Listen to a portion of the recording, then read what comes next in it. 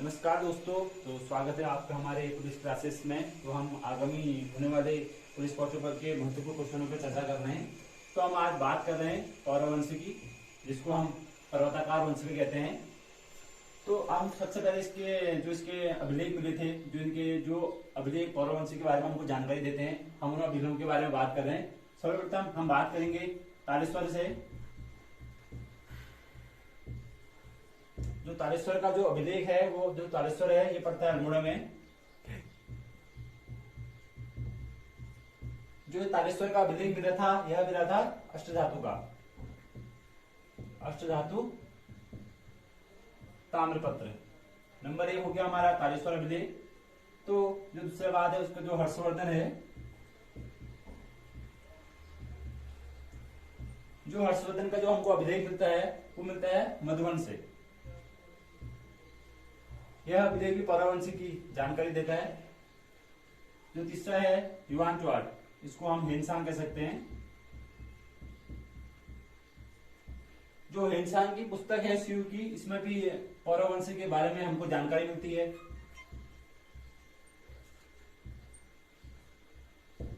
शिव की उसके बाद हमको जो इसकी जानकारी मिलती है वो मिलती है पुराणों में। जो पुराण में मार्तंडेय पुराण है,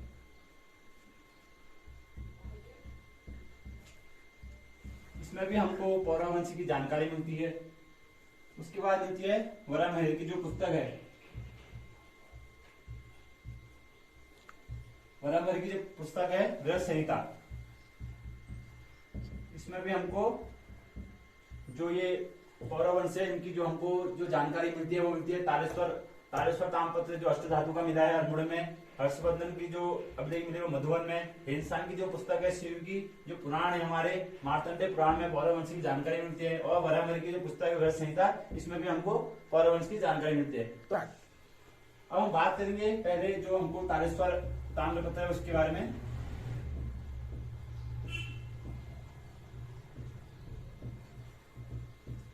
जो तालेश्वर ताम्रपत्र की जो कहानी है, यह अल्मोड़ा में जो अल्मोड़ा तालेश्वर में ग्राम जो था, वहां पर जो एक जो किसान जो था हल जोत रहा था, उसको एक अष्टधातु की यहाँ पर एक अभिलेख मिला। तो जो अभिलेख मिला यह कभी पढ़ा नहीं गया। तो जो ये पढ़ा नहीं गया, ये जो अभिलेख था इसको इलाहाबाद में रख दिया। कहाँ रख दिया? इलाहाबाद में।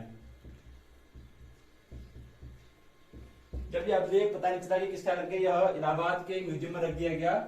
उसके बाद जो बाद में वही गांव के जो व्यक्ति थे सदानंद शर्मा, वही तालेश्वर के,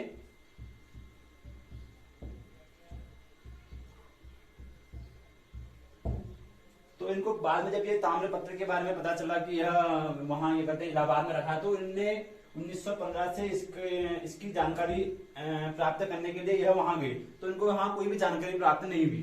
तो ये जब हर जगह घूमे, इधर उधर घूमे, तो इनको जब 1963 में पता चला कि यह ताम्रपत्र जो है, जो ताम्रपत्र जो है यह पौरवंश का है।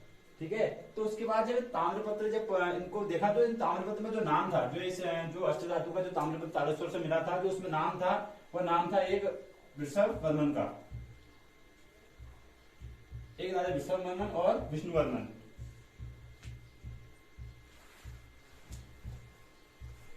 वृषभ वर्मन और विष्णु वर्मन का इसमें अंकित थे नाम।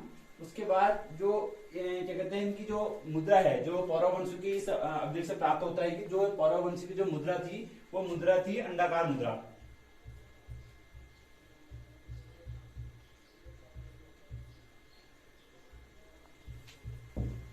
जो इनकी पौरवंश की जो मुद्रा थी, जो मुद्रा का आकार था वह था अंडाकार मुद्रा।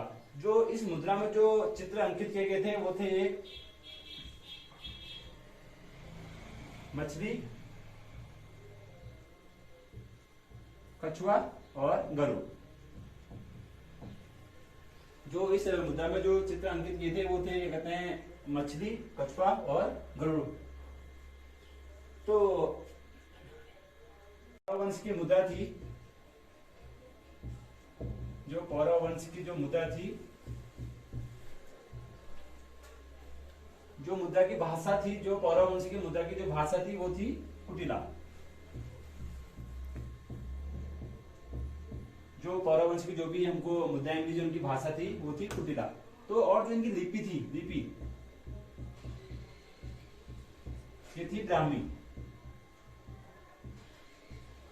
और लिपि होगी ब्राह्मी।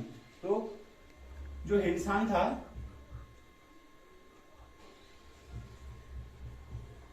हिंदुस्तान के अनुसार जो इनकी राजधानी थी वो थी ब्रह्मपुर, जिसको हिंदुस्तान ने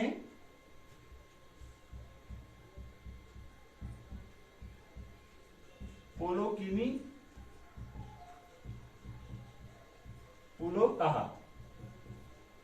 हिंदुस्तान में इनकी जो राजधानी थी ब्रह्मपुर का, ब्रह्मपुर को उसने पोलो किमी पुलो कहा। ठीक है, तो उसके बाद जो इसको जो पर्वताकार, जो इसके कहते हैं, जो इसका जो एक अन्य नाम होता है पर्वताकार वंश, वो वंश जो नाम दिया वो भी हिंदुस्तान ने दिया, क्योंकि जब ब्रह्मपुर 667 मीटर परिधि में जो फैला था, जहां पर्वतीय पर्वत थे, उस कारण इसने कहा कि यहाँ पर्वत ज्यादा है, इसलिए इसको नाम जो दिया पौरव वंश ने, जो हिंदुस्तान ने पौरव वंश को एक पर्वताकार वंश भी दिया। जो इनकी राज्य अवधि थी, राज्य अवधि, तो बात करते हैं राज्य अवधि की।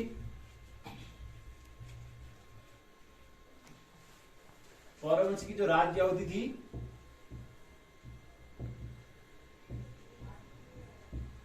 वाई आर गुप्ते के अनुसार, एक राइटर वाई आर गुप्ते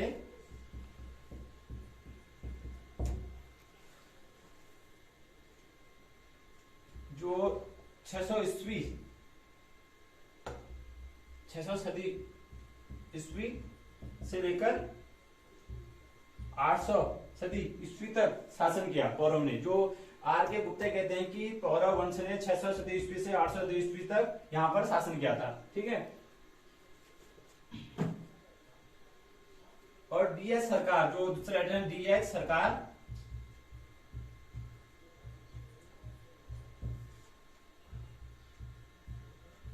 इसने 6वीं सदी का। तो हम आप बात करते हैं आर एस त्रिपाठी के अनुसार।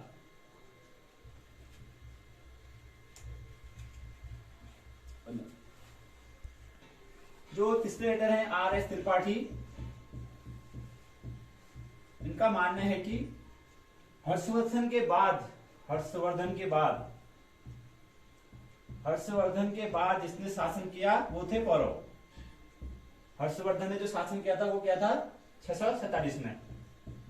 इसके बाद जिसने शासन किया वो थे पौरव, और यशोवर्मन से पूर्व जिसने शासन किया वो थे पौरव। यशोवर्मन के बाद जिसने शासन किया था वो थे पौरव वंश। यशोवर्मन ने जो शासन किया था वो था 725। इससे पूर्व जिसने शासन किया था और इसके बाद जिसने शासन किया था वो थे पौरव वंश। ये कहना है आर एस त्रिपाठी के अनुसार। और केपी नौटियाल के अनुसार, जो इस तो हम बात करते हैं केपी नौटियाल। जो केपी नौटियाल हैं,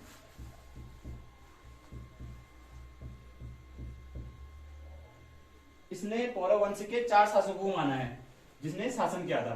ठीक है, नंबर 1 बात करते हैं हम विष्णुवर्मन।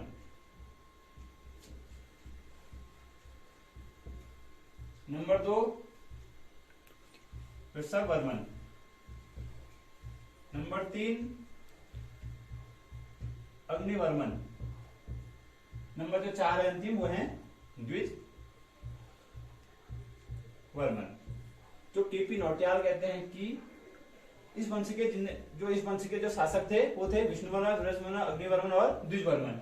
ठीक है, तो अब हम बात करते हैं इनके पदाधिकारियों की, जिन्हें इस वंश के जो प्रशासन देखा पदाधिकारी। तो अब आप करते हैं पौरव वंश के पदाधिकारियों के बारे में।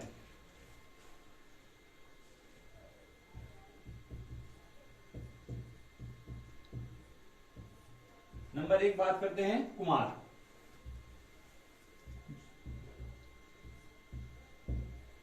जो पौरव वंश में जो भी पदाधिकारी होते थे उनमें से जो कुमार होता था उसका कार्य वो जो होता था युवराज। नंबर 2 अमात्य। जो अमात्य होता था वो होता था प्रशासन का सर्वोपरि।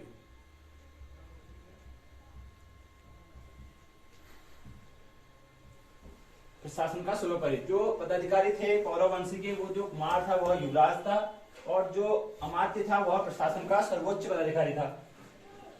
और जो बलाध्यक्ष था,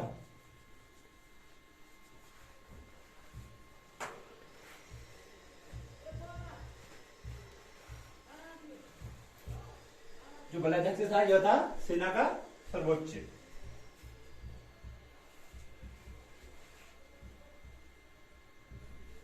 जो बलाध्यक्ष था वो था सेना का सर्वोच्च। और जो तीसरा जो पदाधिकारी था, चौथा सॉरी, कूटाधिकरण।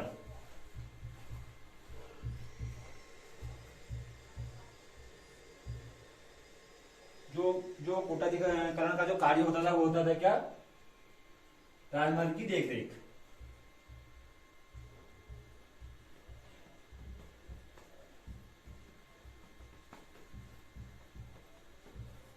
जो कोटाधिकारी का जो कार्य होता था वो था राजमहल की देखरेख। उसके बाद प्रतिहार,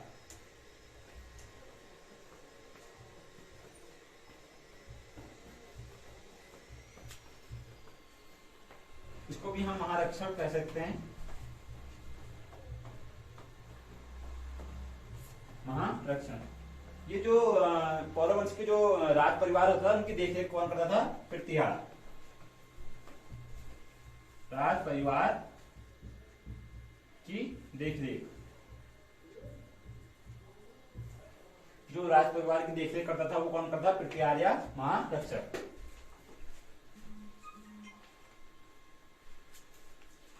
तो अब इसको हम मिटा देते हैं, इसको यहां लिख देते हैं। जो आगे के इसके पदाधिकारी हैं, सुपकारपति। छठा जो है सुपकारपति।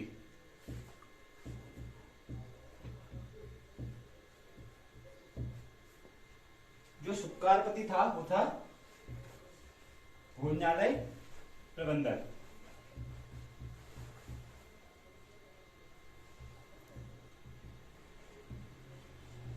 भोजनालय प्रबंधक हो गया। दंडपाशिक,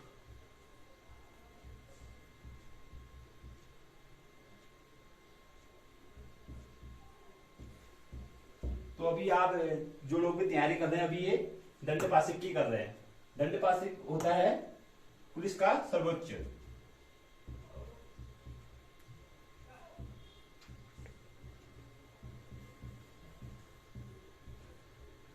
पुलिस का जो सर्वोच्च होता था वो होता था दंडपाशिक।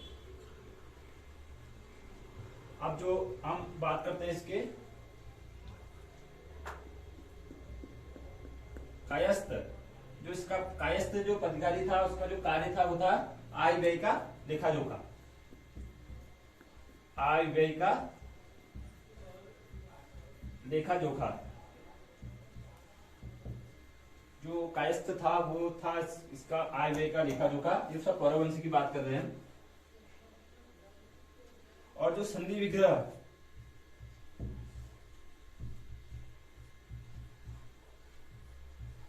संधि विग्रह से समझ गए होंगे, जो आप जो भी संधि करता है तो संधि विग्रह को क्या कहते हैं, विदेश मंत्री। ये तो नाम से स्पष्ट हो जाता है कि संधि विग्रह मतलब आप समझ गए होंगे, विदेश मंत्री। और जो प्रमातार था, प्रमातार, जो इसका जो कार्य था वो था भूमि संरक्षण।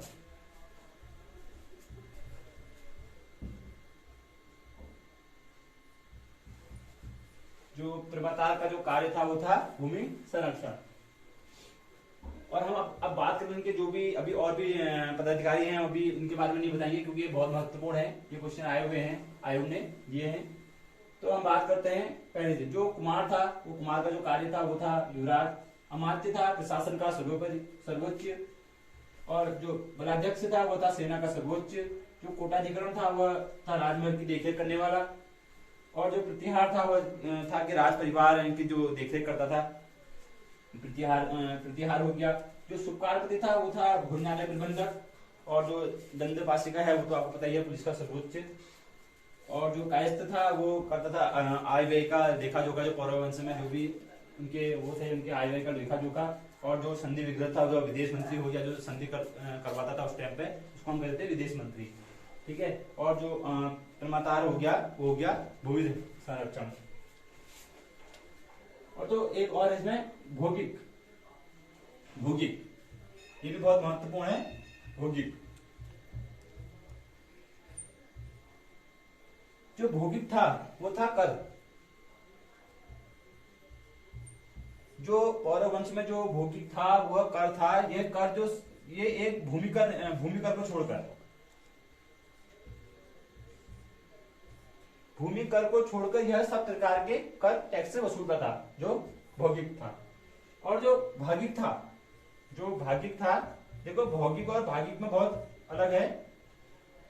ये भौगिक है कर, जो भी वहां उस वक्त जो कर लेता, चाहे भूमि कर हो गया, कुछ भी कर हो गया, नहीं सॉरी, जो भी भूमि कर को छोड़कर जो अन्य कर लेता था वो लेता था जो है भौगिक। और जो भागिक था वह सिर्फ भूमि कर लेता था, इसका सिर्फ कार्य होता था भूमि कर। जो भागिक का जो कार्य होता था वह सिर्फ कार्य होता था कि भूमि कर, या भूमि कर के अलावा कोई भी कर नहीं देता था। बाकी करों की जिम्मेदारी भौगिक के पास होती थी। ठीक है। और कटुक, कटुक तो आप पहचान गए होंगे। कटुक क्या होता है? कटुक होता है गुप्तचर। जो कटुक होता है,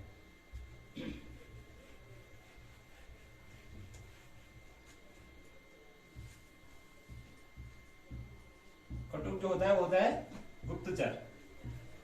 जो पौरवंश में जो भी गुप्तचर था उसका नाम जो था कटुक था।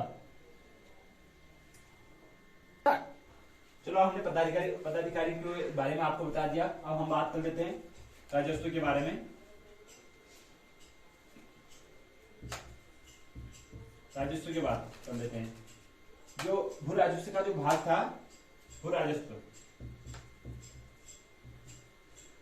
जो भू राजस्व का भाग था यह भूमि से दिया जाता था। ठीक है। और भूमि का 1/6 भाग, भूमि का ये क्वेश्चन पूछा गया है, भूमि का 1/6 भाग जो दिया जाता था वह कर के रूप में दिया जाता है। भूमि का 1/6 भाग। और जो जो प्रकार जो टाइम भूमि थी, और भूमि के 2 भाग हुआ करते थे। भूमि के 2 भाग। ठीक है। एक होती है केदार भूमि और एक होती दूसरी थी सारी भूमि। पहली होगी केदार भूमि, दूसरी होगी सारी भूमि। इसको हम संचित भी कह सकते हैं। तो उस वक्त जो राजस्व था उनका भू राजस्व भूमि से दिया जाता था। और जो भूमि का जो 1/6 भाग था वो कर के रूप में ये लेते थे। भूमि के 2 भाग थे, केदार और सारी। और जो इसके जो इनकी आय थी, जो इनकी हम आय की बात करते हैं, जो इनकी आय थी, जो ये आय का जो इनका स्रोत था उस टाइम, जो आय का क्या कहते हैं अतिरिक्त स्रोत, जैसे हम मान सकते हैं कि आय का अतिरिक्त स्रोत जो है, अतिरिक्त स्रोत, ठीक हो गया। आय का जो अतिरिक्त स्रोत था वो क्या था? एक तो ये करता है व्यापार से, और दूसरा खनिज। इनसे भी इनका आय का जो स्रोत था। और जो इनके मापक यंत्र थे, जो आप मापक यंत्र कह सकते हैं, नॉर्मल है मापक यंत्र। एक है इसका द्रोण मापक, द्रोण मापक। दूसरा है आपका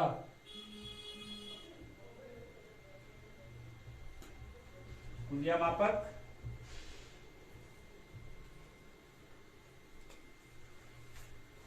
और तीसरा है आपका खारी मापक। जो इनके मापक यंत्र थे, द्रोण मापक, कुंडिया मापक और खारी मापक। ठीक है।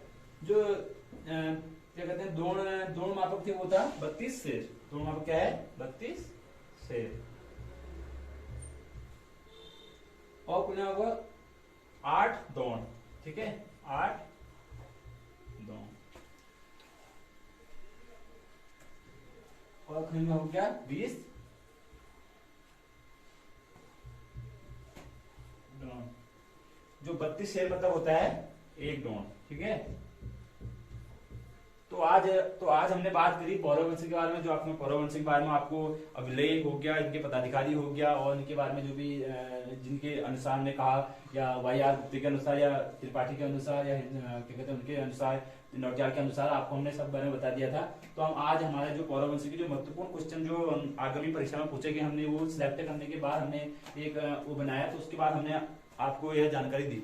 तो अब हम बात करेंगे कल नए वंश के बारे में, जो क्या कहते हैं अतिरिक्त जिसके क्वेश्चन परीक्षा आगामी परीक्षा में पूछे जा रहे हैं, तो हम कल बात करेंगे। ठीक है, तब तक के लिए नमस्कार।